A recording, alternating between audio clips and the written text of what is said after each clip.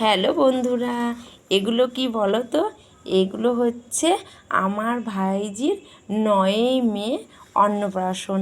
তাই এ দেখো বাবা কাঠ ছাপাতে দিয়েছিল, তাই এ দেখো আমার বাড়ি দেখাতে নিয়ে এসছে। আর এ দেখো কাঠগুলো সব চলেও এসেছে।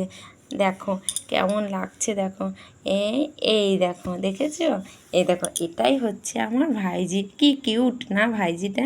আর দেখো চুলগুলো দেখো চারিদিকে মুখে চোখে পড়ছে। ও তো সর্বদাই চুল বেঁধে রাখতে হয়।